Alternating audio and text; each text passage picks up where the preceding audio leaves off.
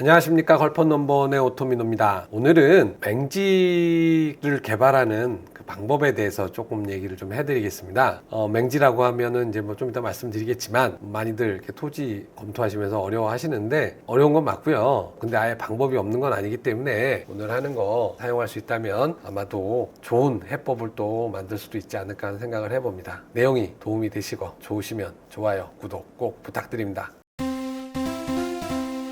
일단은 맹지가 뭔지부터 좀 알으셔야 되는데, 뭐 맹지 그러면 일단은 맹이 이제 저거잖아요. 장림 뭐 이런 거잖아요. 그러니까 토지가 뭐가 없는 거예요. 뭐가 없냐면 도로가 없는 거예요. 그래서 토지가 있는데 이렇게 도로하고 떨어져 있어서 어떻게 된다? 이 토지에 진입할 수 있는 길이 없더라 라고 하는 거예요. 이런 걸 맹지라고 하는데, 간혹은 맹지인데 요렇게 도로가 있는데도 맹지래요.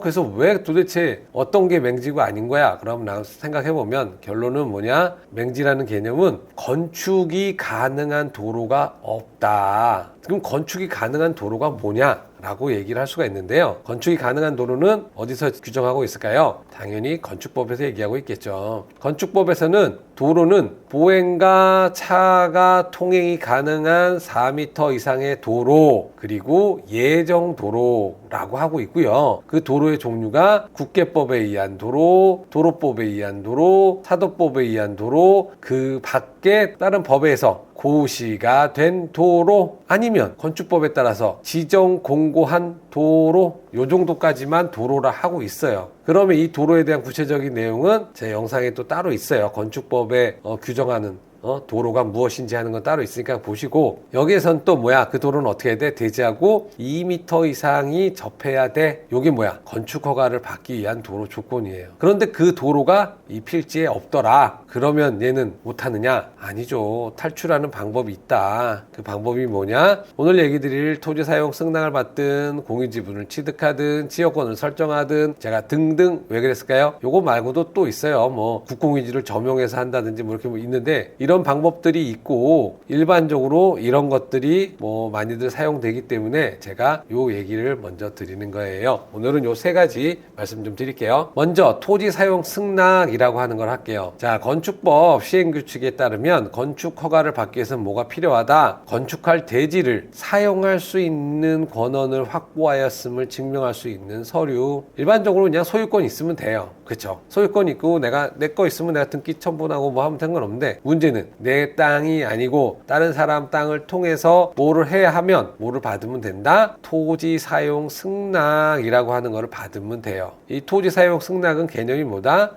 토지 소유자가 타인에게 특정 목적, 뭐 건축 허가든 도로 개설이든 으로 자신의 토지를 사용하라고 허락하는 문서, 요런 게 토지 사용 승낙이라고 합니다. 그래서 요걸 토지 사용 승낙을 받으며 건축허가를 받을 수 있다 없다? 있다. 자, 토지 사용 승낙은 어떤 기능이 있냐면, 자, 이 사람과 내가 뭐 서로 월세나 뭐 사용료 주고받을 수 있죠. 이런 어떤 채권적 효력도 있고요. 건축 허가 등을 할 수 있게 하는 행정적 효력도 발생할 수가 있어요. 한번 계약을 맺으면 법적으로 어떤 보호를 받는 권리이기 때문에, 단순하게 상호간에 누가 이렇게 잘못을 해서 일방적으로 이렇게 문제가 되거나 그러지 않고 단순한 변심으로는 철회할 수 없다. 그렇기 때문에 이거 토지 사용 승낙 해줄 때 잘 생각하고 하셔야 되는 거는 사실이겠죠. 하지만 이게 치명적인 약점이 있어요. 뭐예요? 이렇게 채권적 효력이고 하다 보니까 당사자 간에만 효력이 있어요. 만약에 A하고 B가 사이가 너무 좋은 친구예요. 그래서 내가 너 이거 무상으로 써 라고 A가 토지 사용 승낙을 해줬는데, A가 만약에 띠리리 하고 가시면 자식이 이거를 이어받을 거 아니에요. 그러면 원칙적으로 B하고 A-는 다시 토지 사용 승낙을 받아야 해요. 그래서 토지 사용 승낙을 받을 때 그러한 것들을 세부적으로 약정을 해줘야 돼요. 이런 경우 서로 잘못하다가는 감정 상하고 이웃 간에 싸울 수 있겠죠. 그렇기 때문에 토지 사용 승낙을 만들 때는 어떻게 해야 된다? 이 어떤 것을 할 것인지 하는 목적, 그 다음에 어디까지 할 것인지 하는 범위, 이거를 명확하게 해줘야 돼요. 그리고 기간도, 나 10년 만에 아니야, 너 그냥 이거 있을 때, 건축허가 있을 때, 건물 있을 때까지 계속 써, 뭐 하는 이러한 어떤 기간에 대한 명시가 있어야 되고요. 그 다음에 책임하고 의무, 너 이거 도로를 쓰긴 쓰는데 이 도로에 갖다 이만큼만 써, 이거 너무 넘어가지고 여기다가 막 뭐 갖다 놓고 뭐 하면 안 돼. 뭐 하는 것들을 명확하게 해주지 않으면 나중에 이거 갖고 다툼이 발생을 하더라. 그래서 이런 것들 명확하게 하고요. 아까 얘기했죠. 소유권 바뀌면 어떻게 된다? 다시 해야 된다. 그러면 소유권 바뀔 때 어떻게 된다? 승낙 의무 조항을 같이 포함해서 해둔다면 그 다음에 소유권이 바뀌더라도 다툼의 여지가 없다. 그래서 토지 사용 승낙은 특별한 양식은 없지만 일반적으로 뭐 이런 식으로 보통 쓰는 것 같아요. 이것도 인터넷에서 제가 보고 제일 괜찮아 보이는 거 하나 넣어놓은 거예요. 자,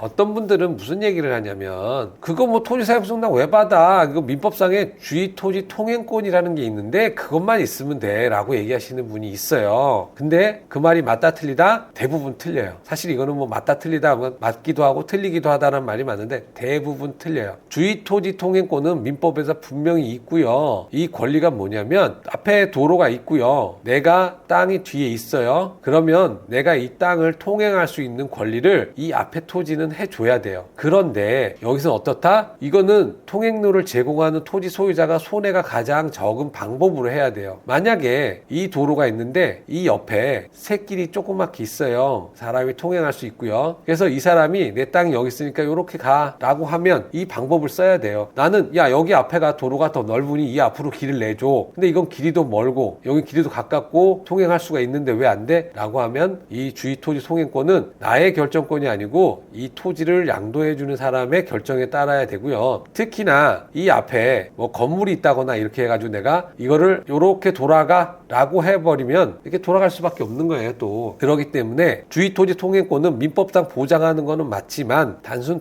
통행권이고요. 특히 아까 건축법상에서 뭘 요구했어요? 토지를 사용할 수 있는 권한을 갖고 와라 라고 하는데 이거는 토지를 사용할 수 있는 권한에 해당하지는 않아요. 통행권일 뿐이에요. 그렇기 때문에 원칙적으로 건축허가는 안 돼요. 근데 왜 된다고 하느냐? 이 주의토지 통행권을 이용해서 이걸 갖고 민법상으로 이게 통행권이 있기 때문에 내가 이거밖에 갈 수가 없어. 그렇기 때문에 나는 여기로 통행을 해야 된다라고 하면서 내가 건축허가를 이렇게 받겠다라고 다툼을 해서 소송을 통해서 그거를 확정을 받으면 그걸 통해서도 허가가 나더라라고 하는 거예요. 근데 일반적으로는 그런 어떤 복잡한 과정을 거쳐야 되기 때문에 일부 이제 전투력이 있으신 분들은 가능하시겠지만 일반적으로 쉽지 않다 하는 부분 아시면 되겠고요. 다음은 이제 공유지분에 대한 말씀 드릴게요. 공유지분이라는 것은 하나의 토지에 여러 사람이 지분을 나누어서 소유하는 형태라고 하죠. 그래서 공유지분은 이런 특성 때문에 약간 좀 생각하셔야 될 게 있어요.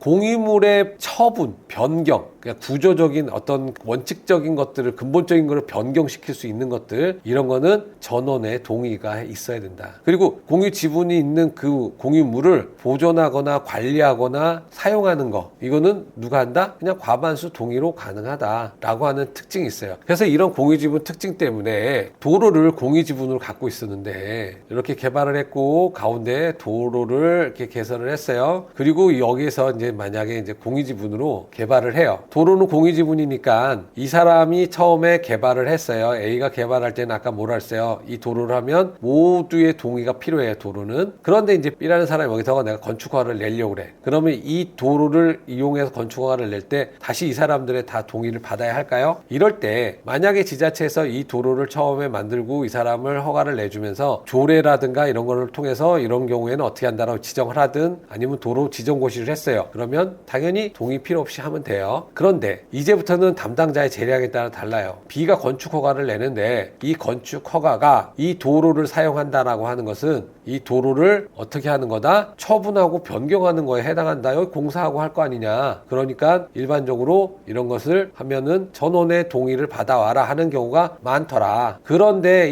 일부에서는 이거 공사도 안 할 거고 하니까 건축허가를 받을 때 도로가 변경되고 바뀌는 게 없어. 단순히 사용하는 거야. 그렇기 때문에 건축허가를 과반수 동의만 받아오세요 라고 할 수도 있어요. 그래서 이제 보통은 보면 도로 지정고시라든가 이런 걸 통해서 진행을 하기 때문에 요 별도의 동의가 필요 없는 경우가 많은데 지분이 있다면 그렇지 않은 경우 요렇게 될 수도 있다. 전원을 다 받아와라. 반만 받아와라. 이럴 수도 있다. 이것은 담당자 재량에 따라 다르다 하는 부분. 하지만 특별하게 이 밑에 관로를 믿어야 되고 도로 밑에 이렇게 해서 형상을 뜯었다가 넣었다가 해야 되는 이런 변화가 있는 경우에는 전원의 동의가 필요한 것이 원칙이다 라고 하는 것은 알고 계셔야 됩니다. 자, 다음은 이제 지역권 말씀드릴게요. 자, 지역권은 일정한 목적을 위해서 타인의 내 토지 이런 걸 승역지라고 하고요. 내 토지 이런 걸 요역지라고 해요. 내가 딴 사람의 토지를 이용해서 내 토지에 뭔가 편익을 이용하는 권리 이런 걸 지역권이라고 해요. 자, 그러면 적극 지역권은 뭐냐? 내가 필요한 사람이 다른 사람 승역지를 어떻게 사용할 권리 이런 거를 적극적 지역권이라고 하는데 일반적으로 그러니까 이거는 일반적이죠. 근데 간혹 어떤 게 있냐면 내가 내 토지를 사용하기 위해서 너 승역지 보고 이거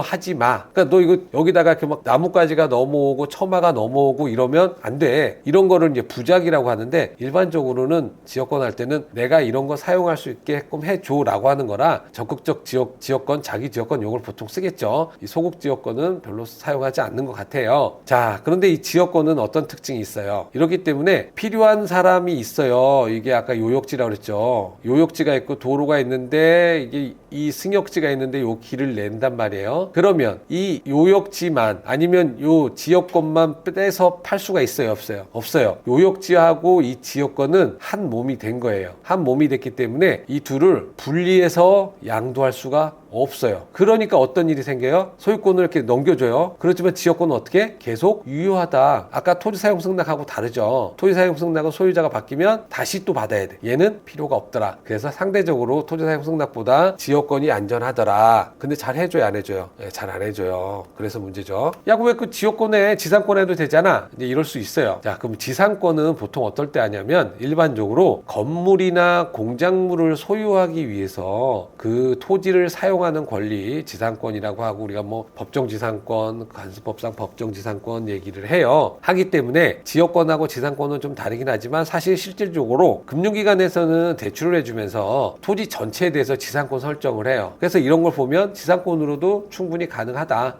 마찬가지로 지상권도 범위를 결정할 수 있고 하기 때문에 그래서 지상권도 가능은 하지만 일반적으로 지상권은 건물이나 공작물을 소유하기 위해서 하더라 하는 부분 아시면 되겠고요. 전세권도 하면 되는 거 아니야? 그렇죠. 전세권도 하면 돼요. 근데 전세권이라고 하는 것은 일반적으로 임대차 보호법에 의해서 뭐를 하는 거예요? 전세권 소멸하면 우선 번제를 받겠다. 그리고 보증금이 있고 뭐 하는 이런 부분들이 있잖아요. 근데 지역권은 일반적으로 이런 보증금을 넣거나 그런 것이 아니기 때문에 이 전세권과는 좀 다르지 않을까 하는 생각을 하게 되고요. 임차권은 역시도 마찬가지로 임대차 계약을 통해서 뭐 월세라든가 뭐 이런 것들을 제출할 때는 의미가 있겠지만 지역권 같은 경우는 뭐 사용료를 받기도 하지만 대부분 보면은 일시적으로 한 번에 이렇게 해결하거나 아니면 무상으로 하는 경우도 많기 때문에 이런 부분도 이 전세권 임차권하고는 좀 차이가 있더라 라고 해서 제가 다 권리하고 좀 비교를 간단히 말씀을 좀 드렸고요. 이러한 지역권은 그럼 어떻게 얻느냐? 제일 무난한 경우가 이제 설정으로 상호간 승역지 요역지 소유자 간에 합의를 하게 되면 등기를 해서 효력을 발생하면 되는 거예요. 그리고 그렇게 뭐 저기 하긴 하지만 20년간 내가 만약에 지역권을 행사했다면 이 시효 취득도 가능해요. 그러면 20년간 사용했으면 시효 취득이 가능하다면 20년간 사용하지 않았으면 당연히 소멸도 가능해야겠죠. 그래서 지역권 소멸하는 것은 자, 지역권을 승역지 요역지가 내가 요역지가 있었는데 승역지 땅을 내가 샀어요. 사면은 지역권이 더 이상 필요가 없잖아요. 그래서 소유자가 같아지면 더 이상 지역권이 필요가 없기 때문에 소멸하고 그 다음에 몇 년까지 하기로 했는데 그 몇 년이 다 됐어요. 그러면 소멸이 돼요. 그리고 쭉 하다 보니까 야, 내가 이렇게 하니까 이제 지역권 이제 그만하자 하고 서로 합의를 해서 약정을 맺었어요. 그러면 지역권이 소멸하더라 라고 하는 소멸 사유 아시면 되겠고요. 지역권 설정은 아까도 말씀드렸지만